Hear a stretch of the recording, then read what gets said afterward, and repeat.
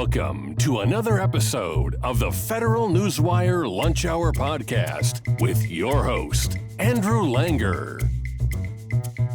Well, hey there, everybody. Welcome to another episode of the Federal Newswire's Lunch Hour podcast. I'm your host, Andrew Langer. And if you are watching us on our YouTube channel, you know you can check out and take the Lunch Hour with you wherever you go on one of the many fine podcast platforms. Just about every fine podcast platform that's out there, you can find us.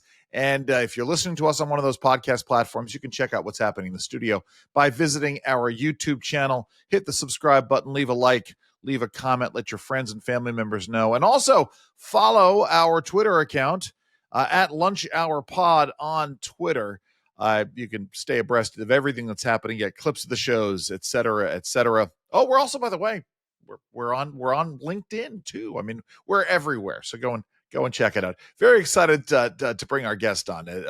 He sits at the intersection of two of my most favorite topics to talk about. Science and public policy, and most importantly, how science informs public policy. His name is Dr. Lyle Burgoon. He is a toxicologist. He is president of the Center for Truth in Science. And Lyle, man, listen, we did a panel together recently at the State Policy Network annual meeting, and I was just thrilled to make your acquaintance there and spend some time talking with you at dinner afterwards. I mean, you know, toxicology, obviously I have great respect for toxicologists. How did you find, or actually, I guess it's not a great mystery. I mean, if you're in the toxicology world, invariably you're going to interact with the public policy side of things. Talk about that intersection. Yeah, absolutely. Thanks for having me, Andrew. Always. It's really exciting to be at the intersection of toxicology and policy. I came to that really from the U.S. EPA originally, and then over at the Department of Defense later on. And, so much of what we do in toxicology does impact what we see with respect to public policy, especially at EPA and at the Food and Drug Administration as well. It's kind of an interesting place to sit because we do see the science actively moving.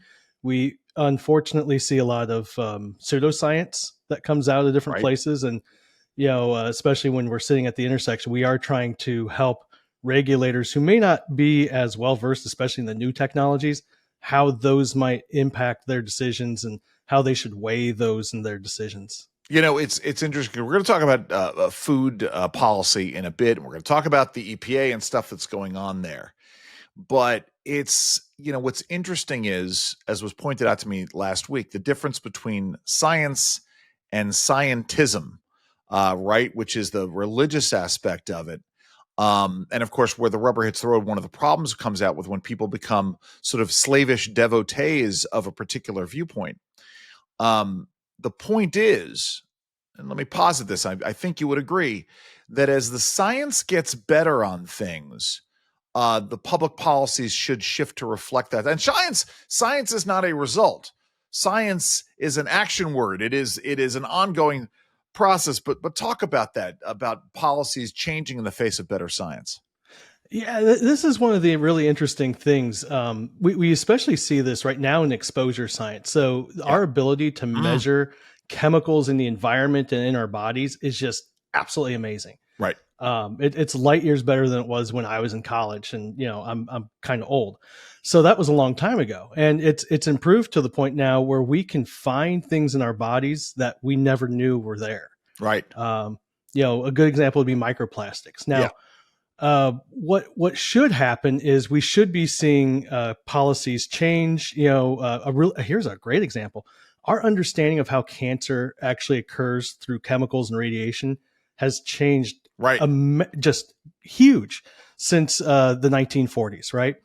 And unfortunately, we're still stuck in this 1950s, 1960s mindset that, a chemical that can cause cancer is toxic at all doses. It'll cause cancer at all doses, which is just, crazy talk.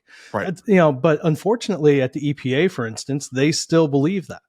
Right. And so, that is part of their policies. And, that's something that doesn't change. So policy, unfortunately, is very recalcitrant to change, and it's very slow.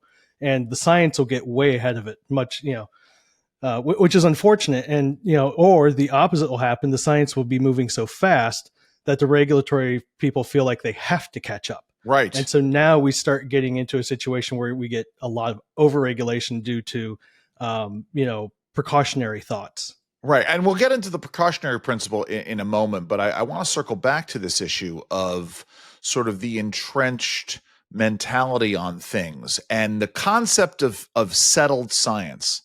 And I'm reminded of, I'm not going to get into the specifics of the players involved, but in the 1980s, for instance, there was we had just gone through the first round of major pieces of legislation and regulation having to do with asbestos and asbestos exposure. And as a result, right, because we had a non-subtle understanding, we created a national panic over asbestos. And so we began ripping asbestos out everywhere that it was. And by the way, regardless of the forms of asbestos, right, because the science shows us that different kinds of asbestos fibers have different impacts. Mm-hmm. And I've known folks, you can go and Google this, it's not too hard to find, who raised the issue and said, hey, we're creating a national panic over this. And because there were entrenched interests that were benefiting from the panic over asbestos, the people, scientists were, had to switch jobs. This is a problem. And I think you would also share that when someone says the science is settled on something, that's a red flag. Oh, absolutely. Yeah. Anytime somebody says the science is settled, I mean, they clearly have no understanding of how science actually works. Right. Science is a journey. And that's, when I had students, that's what I would tell them. Science is a journey. And when you're thinking like a scientist, you really do need to be open to changing your ideas. It's not uncommon when I was in the lab to have a preconceived notion. I would hold that back. I would do my experiments like, okay. And I would change my mind. Right. And that's how science is supposed to happen, and as well as regulation. I love your example of asbestos. And clearly we didn't learn from asbestos because we turn around, we do that a few years later with what? Lead. Yeah, and absolutely. Lead paint. Right. And it's just absolutely asinine that we keep doing this. We don't learn our lessons from a regulatory standpoint. The easiest thing to do, just seal it. Right. Yeah. Don't remove it. Just seal it. Right. Wow. What a concept. It's amazing. And if something goes wrong with the seal being breached, well, guess what? You reseal it again. I mean, again, in the most literal sense, it's not rocket science. And the other part of it is that then you talk about the issue of microplastics. The presence of X does not necessarily mean harm. And B, if something has a scary sounding chemical name, my favorite, Lyle, is acrylamide and French fries. Yes. Right. So when you fry, no joke, folks, when you deep fry a potato, right, and you twice fry it, which is the way you're supposed to make French fries, you dunk it once to sort of cook it through, and then you dunk it a second time to crisp it up. That crispiness is because of this reaction with the starches, and it creates these acrylamide components, and that gives it its crunch. Acrylamide, right? I don't want to confuse it. But all of a sudden, because it forms these acrylamide compounds, people get freaked out by French fries. What can we be doing to make sure that folks understand that just because something may have a scary chemical name, that doesn't make it scary? So one of the things that I like to do is I like to desensitize people by giving them the ingredient list of an apple and an orange. I love it. And I like to use the really scary chemical names. And I like to say, okay, so here, would you eat any of these things? And like, oh gosh, no, I would never eat that. Oh, I can't pronounce these things. They sound horrible. And it's like, well, that's an apple. And this one over here is a banana. That one's an orange. One that people tend to forget is citric acid. Right. Citric acid is in oranges, right? It's in orange juice. You're drinking it all the time for breakfast. Yeah, because I use the word acid, it's like, oh my gosh, that must be harmful. It's like, sure. Actually, it's kind of critical for your life in biochemistry. We have an entire biochemical cycle called the citric acid cycle. And if the citric acid wasn't there, you would die. Right. No, I mean, that's exactly it. I mean, it's vinegar, the same kind of a thing, and the components there. How do we? And then it gets into the issues of exposure and a lot of the debates that are happening today. And let's start to open it up in terms of what's happening at the FDA. Then we'll get into what's happening at the EPA. Because you and I had a conversation a couple of weeks ago about talc. And, obviously the issue of what do they call it? The generally acceptable use levels of the terms there. And a lot of, and I've written about this, and I've written about the importance of taking a scientific approach as we were examining things. And you and I were talking a little bit about the inflammatory impacts and whether or not those are vastly overstated of talc, but also where talc might appear in a consumption cycle. Like I just had a conversation with somebody. We know that a lot of the major cosmetics companies have removed talc powders from their products, but there's a lot of allegations that they're still out there in the environment. But the risks, and we're going to get to specifically risks. Let's talk about talc, and then we'll talk about risk generally. Yeah. So the issue with the talc is talc is actually a pretty good poster child for what's happening, where toxicologists are forced to test at high doses. We don't have a choice. We are forced to do that by regulations. Typically in Europe, EPA and FDA here as well like to see the high doses. I think we're getting some movement away from that, but especially in Europe, they want to see these really high doses that humans would never be exposed to. And then all of a sudden we start seeing things because everything is toxic at the right dose. Right. And, especially with talc, one of the issues we have is, well, how are you being exposed to the talc? Is that my animal model that you're exposing, is that exposed the same way as humans would be exposed to talc? Typically not.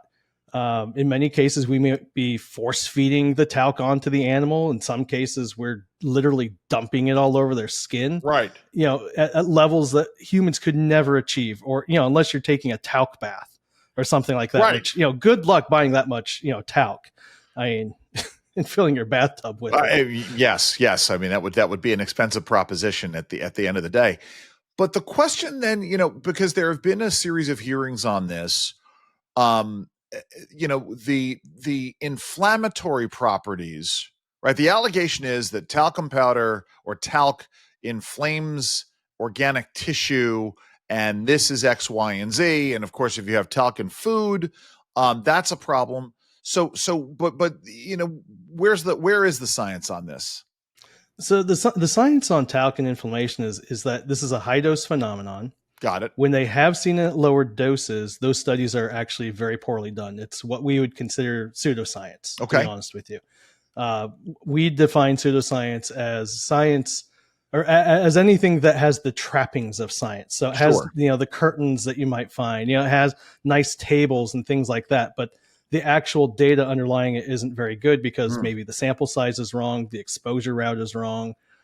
Typically, it's the sample size, to be honest with you. Right. And one thing that a lot of people don't realize, even toxicologists don't realize this, small sample sizes actually drive more false positives. It drives up the false positive rate considerably. And it's interesting. Kahneman, the Nobel Prize winning economist, actually, he got the Nobel Prize for this work. He calls it the belief in the law of small numbers. And it's what gives rise to the gambler's fallacy, for instance. And so it's all based on that. And, a lot of academic groups who are publishing, which is what most of these lawsuits are based off of, is the academic studies. Right. You got to remember, you've got a grad student typically who's doing the work. I was a grad student once. I'm not throwing stones at grad students. No. But, we're not somebody who's been doing this for 20 years either, right? When you go to industry, you've got people who've been doing this, their entire careers. Sure. You've got, we don't calibrate instruments in the academic lab because it costs too much money, right? And it costs too much money to use a bunch of animals, so I'm not going to use as many. Right. We're going to use modeling. Thank you. This is where we're going to go next. Please go ahead as I rudely interrupt.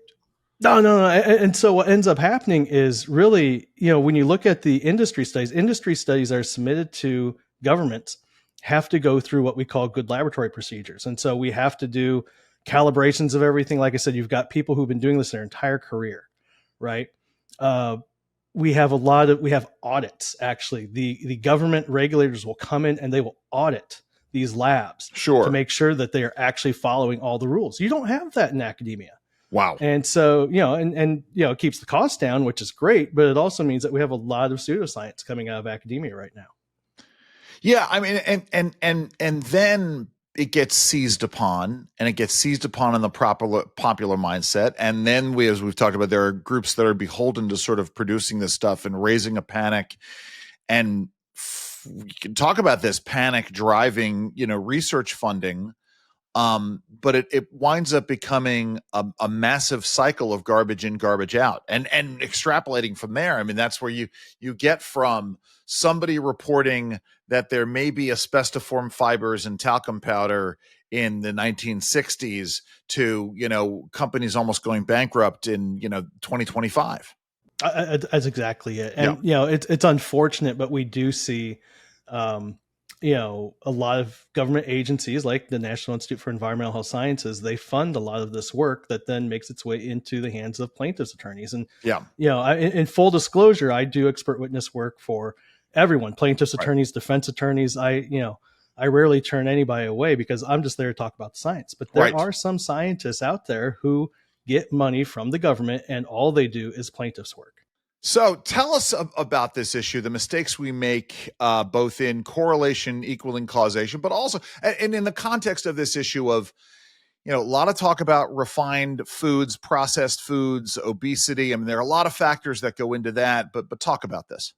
Yeah, absolutely. So correlation does not equal causation. We know Right. that. And there's many cases where we will see a correlation, but what happens is they actually have a shared parent. Sure. And so, one of my favorite correlation causation things, my son likes to point this one out, is shark attacks and ice cream sales. Oh, yeah. At North Carolina beaches. Sure. That's one of my favorites. There was another one about prostitution arrests and subway restaurants in New York City. Okay. There's another one about that. So there's all kinds of crazy correlations that aren't actually causation at all, right? Although it'd be fun to think that, sharks are actually driving ice cream sales. That would be kind of interesting,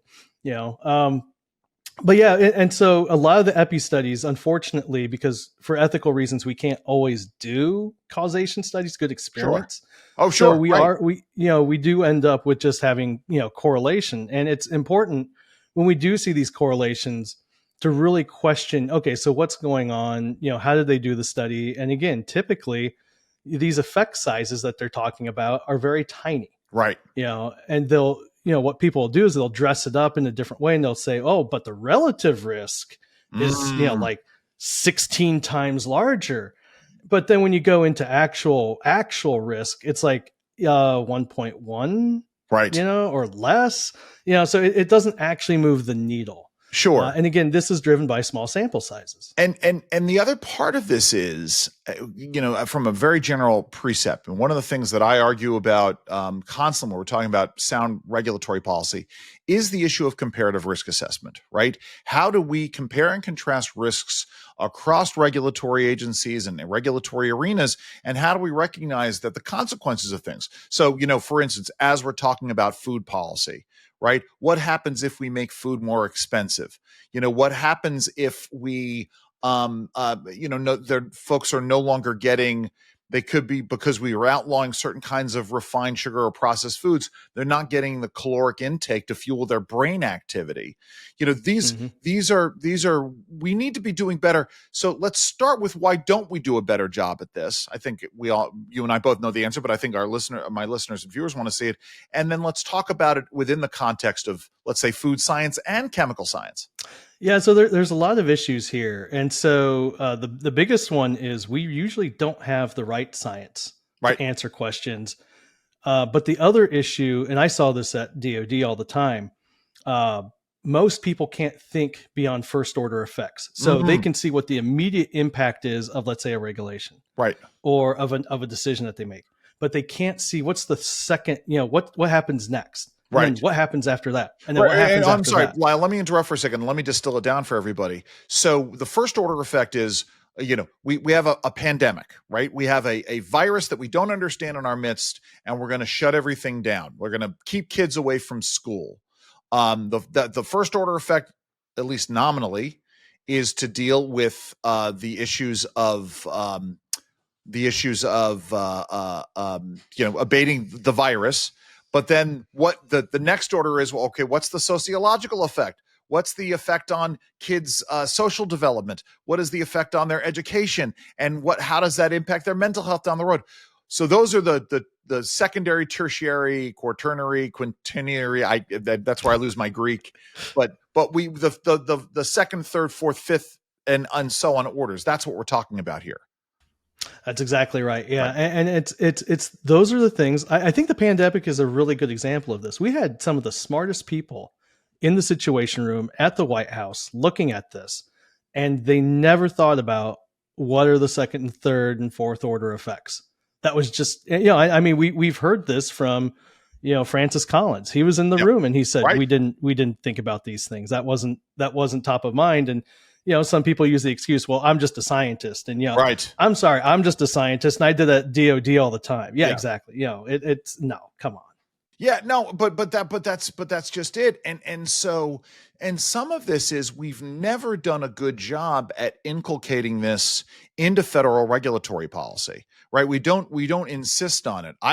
It was probably 20 years ago that the National Academies of Sciences raised the possible issue of comparative risk assessment as a regulatory tool, and then haven't right. since.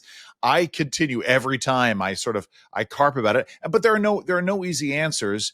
And sometimes they don't want to look at the answers, do they, Lyle? No, they really don't. But I mean, this is something that OMB should be doing, right? This is OMB's job, right? No OIRA. This is something they should do. And I have friends who were at OIRA. I know it gets busy there. Sure. But, this is, to me, that is what they should be doing. And we do it at DOD. Why can't they do it at OIRA? And by the way, it is a cost saver down the road, right? I mean, this is one of those things where I'm loath to offer up solutions to things that involve more government spending. But in the same way that I think, getting more people at the SBA's Office of Advocacy will save the economy money in the long term. Same thing here. But let's now turn our attention to the food policy stuff, and it's the processed foods, it's the additives in beverages that are under fire, and right, because it's not just the sugar or the high fructose corn syrup that folks are railing against, but there are folks who are also they're just unhappy about everything. They're unhappy about the various zero sugar-free diet options. I know we don't call it diet soda anymore, but nevertheless. Yeah, you're absolutely right. And this is another case where, because of lousy definitions, people are lumping in things that they otherwise probably support. For instance, gluten-free products. That's an ultra-processed food. Right. But I have lots of friends. Actually, I have family that are celiac patients. And they need these things. Otherwise, they can't enjoy pizza. Sure. Right? There's so many foods they can't enjoy. And now, due to food innovations and processing, they're able to. And that's, I think, a great thing. Listen, my prime example in all of this is I live and have lived for a largely sugar-free existence for in the last 18 months or so. Lost a lot of weight in 2024. And I know that, the foods that I'm eating, because they are sugar-free, if they want to taste good, I mean, obviously the sugar substitutes that are out there, I mean, even if you're just dealing with something like monk fruit, there's a process that goes along to extract that sweetener from it. I know that that's out there. If I want to enjoy my my caffeinated H2O products, and there's a trade-off, right? So there are the whatever the chemistry that goes into that, and I'm not saying it negatively, versus the impact on my blood sugar, right? These are risks, these are trade-offs that are out there. But one of the other problems is the issue, and I think you were leading to this, the nanny state and how the nanny state impacts things. If we start having one-size-fits-all approaches to processed foods, all of a sudden, the gluten-free folks that are out there, and I believe that there are some folks who would make the suggestion that a lot of the gluten allergies that we're seeing, I literally have seen someone leading up to it, that it's talc exposure in the flour. Right. I mean, but that's the thing. It's what is it? What are we talking about? And listen, maybe if someone can show me that the talc content of industrial flours is high, maybe we can get the data and do the study. I'm willing. You and I are both willing to go down that road. The science points in that direction.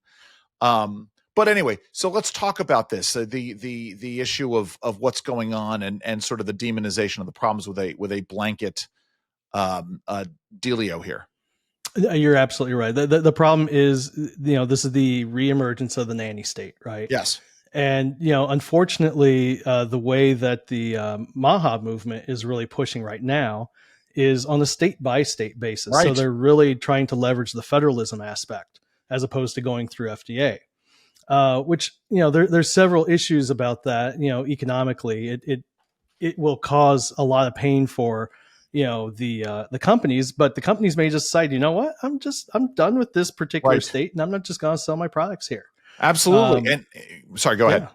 Yeah, I just wanted to say, and so that means that there may be states where people with celiac can't get the food they want. There may be states where people with diabetes can't enjoy ice cream now. And if that's what we want, that's Lyle, awful. this is the story of my life generally, because I am someone who literally keeps a list of products that I love that are eventually taken off the market. Listen, I'll give you a really good example. I mean, I don't normally talk about food. I talk about other things. Like, I'm the only person who bought the Dell Streak, which was Dell's foray into the Android phone world. And it had a flip up keyboard. And it was awesome. And I was, I think, one of only a couple people who bought one. But I had a really great, I'll say it, anti-dandruff shampoo that I loved. And I'll call the product out, Neutrogena T-Gel, extra strength Neutrogena T-Gel. And it started to become a problem to get it. And I thought maybe it was a supply chain issue. Like, I thought maybe they were making it in China and it was having a problem. No. I then do some further research and I find out, no, the company pulled it off the market because of a perceived higher cancer risk from the exposure to the pine tar, right? The terpenes, right? Because we went through that whole thing with the EPA. That's right. And clean air. And so, there are products that I like where there's this negligible risk. Of course, I say this, I get cancer cancer of the head, because of using this shampoo. But this is the problem where these things get overblown, and and for me, it's shampoo, but right, there are folks who are trading one health risk for another, and that's a big problem if someone is making that choice for them, isn't it? Absolutely. And, at the Center for Truth and Science, one of the things that we want to do is to empower parents to be able to make decisions for their families using science. And so one of the things that we're developing right now is a series of what we call trade-off matrices. At DoD, sometimes we call them placemats. Yes. So that they can look at, these are the different decision options I have, and then these are the different criteria. And if I make this decision, well, this is kind of the risk trade-offs that I have. So, Lyle, let's talk about this, because we're talking about populations, we're talking about risks. Actually, before we talk about the EPA, let's continue to talk a little bit about soda and additives, or I'm sorry, beverages and additives, because there is this misnomer about what things are happening in Europe and why and what's driving that. And you can speak a little bit more to, the products that are in our beverages here at home. What's going on? Yeah. So one of the things I really love talking about is dyes. Yeah. I don't know if you remember this, Andrew. Do you remember Mountain Dew Code Red? I do remember Mountain Dew Code Red. So I think I bought it by the pallet full. Sure. I absolutely love it. And it is red. It is deep, deep red. I also like red Swedish fish. So I have a thing for red, I guess. Interesting. And what's fun is, I have neighbors who will tell me, oh my gosh, that stuff is banned. All those red dyes are banned in Europe. And, I actually now have the European law on my phone bookmarked. So I can bring it up and I say, no, actually it's not. It's right here. It's perfectly legal to use in all these different products. And, Europe hasn't banned any of these dyes. People like to say, oh, Europe banned these. No, they didn't ban these dyes. In fact, the United States has banned more dyes than Europe has. Sure. Of course we have. Which is, kind of fun. At the end of the day, people who are making these really broad generalizations about Europe, we really have to ask ourselves, so do we want to default to Europe now for all of our regulations? Yeah. So, I mean, if we do, we could just get rid of our nuclear power plants, because that's what Germany did. Yeah. Right. That's a great place to start, and let's have more coal fire plants. Sure. That's what Germany did. So let's do that too. But at the end of the day, right, as you and I talked about, it's funny because we have a certain expectation of the way that our food ought to look and taste. The Europeans, they like more of a muted palette in terms of colors. And then in Asia, it's crazy go nuts. You and I were talking about Korea. I've been to Seoul. I've been all around South Korea.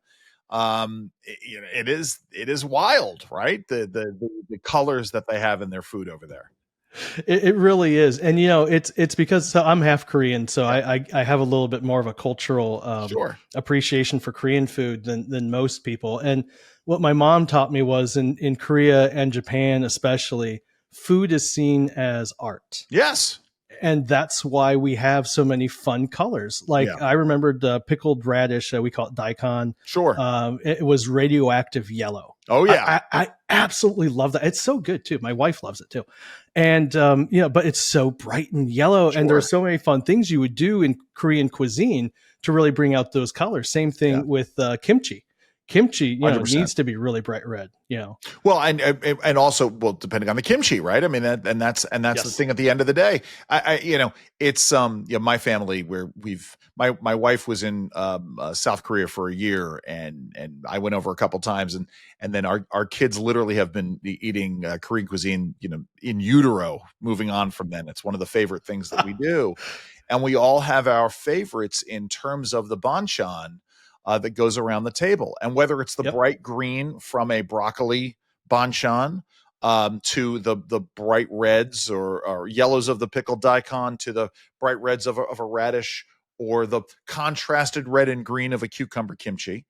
Yeah, I mean that's the things that appeal to the eye. It's fascinating. So let's turn here to what's going on at EPA, because it's funny. I was at a meeting yesterday in which folks were talking about a problematic advisory council in the Secretary of Labor's office. You've identified one that needs to be dealt with at the EPA. Talk about that. Yeah. So right now, there's a committee at the EPA. I used to sit on it. I had to leave. But it's called the Children's Health Protection Advisory Committee. It's in the Office of Children's Health Protection, which is itself a part of the administrator's office. And the Children's Health Protection Advisory Committee, we call it CHPAC. Yeah. CHPAC is what we call a representative committee. And so everyone on that committee is representing some kind of interest. And I was representing small businesses when I sat on there. But we really do have regulatory capture, or capture of that committee, at least by the environmental NGO groups who are, they're really pushing their agenda. Which fine, they push their agenda, but it's gotten to the point where they're actively trying to silence anyone who dissents from them, and it's gotten kind of out of hand. And it's unfortunate because, they really are trying to push a lot of pseudoscience. Yeah. And, when I was there, we were trying to push back against it. And like I said, they don't like that. And it's unfortunate. And really, I think what we need to do is we need to encourage the EPA to really rethink CHPAC's membership. Right. Because the membership that's there is what was appointed under the Biden administration. And it hasn't changed at all. And that makes sense, right? The Biden administration, of course, they're going to put environmental NGOs on there. Of course. Right. It's interesting. And I'm going to throw a curveball at you here because, again, another example of this. Are you familiar with the ethylene oxide debate at EPA last couple of years? Yes. Yeah.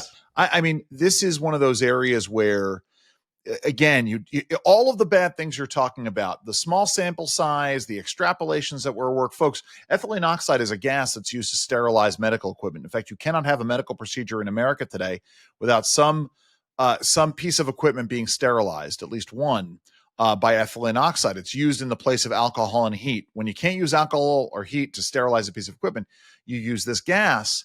And yet somebody had to be in their bonnet to ratchet down the exposure level to ethylene oxide to essentially do a de facto ban. In fact, that'll be my last question, right?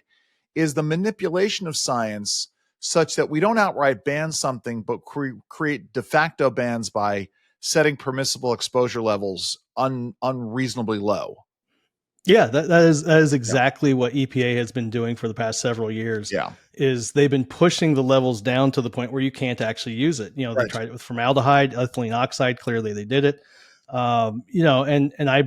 It's ridiculous. So it's a really easy way of saying, well, we can't ban it outright. and that's what we're seeing with other chemicals as well. They will say, okay, it causes cancer. So this is how it works. This is the playbook. Right. You start off with, it causes cancer. Right. Causes cancer. As soon as you have that, now we invoke the way the laws are written, the administrator can make a determination without any science whatsoever. Wow. And the administrator can determine that just because they believe, and I believe the word is actually believe, that there is going to be harm, that they can now regulate. And so that's step 2. So, okay, causes cancer, step 1, step 2. Okay, I think that's actually going to happen because, under EPA policy, again, this is not a science decision, it's a policy decision. EPA decides, okay, everything that causes cancer causes it at just the level of one molecule. Right. One molecule or one atom, if it's a metal or something like that, will cause cancer. And so therefore, we're going to regulate it as low as we can. Now, under the drinking water standards, thankfully, there's a little bit of a break in there that says, yeah, but you can only clean it up to the point that is reasonable based on current technology. Right. Right. And so that's what they're going to do. And so that's how we have, the PFAS issue. This is the amazing thing to me is, these are debates that we've been having for decades. I was a part of the Reinventing EPA project in the 90s. We were asking the question, how clean is clean? It gets down to this issue, right? Which is more important to you, the minuscule exposure to asbestos particles from an asbestos water filter, or having clean water that actually removes, microbes from the water and makes the water safe to drink? It's a problem. Listen, Dr. Burgoon, we're gonna leave it there. How do folks find out more about the good work that you were doing? Yeah, so absolutely. Follow us on social media. We're the Center for Truth and Science. You can also find us on the web at truthandscience.org. Dr. Lyle Burgoon, the president of the Center for Truth and Science, toxicologist. Thank you so very much for joining us today. Thanks, Andrew. This has been yet another episode of the Federal Newswire's Lunch Hour podcast. As I said, check us out on one of the many fine podcast platforms that are out there. If you are listening to us on one of those podcast platforms, go and check out what's happening in studio. Hit the subscribe button, leave a like, leave a follow. Follow us on X or Twitter, whatever you want to call it these days, at Lunch Hour Pod. I'm Andrew Langer. Enjoy the rest of your lunch. This has been the Federal Newswire Lunch Hour podcast, hosted by Andrew Langer. Check out the Federal Newswire's family of websites, as well as their social media stream.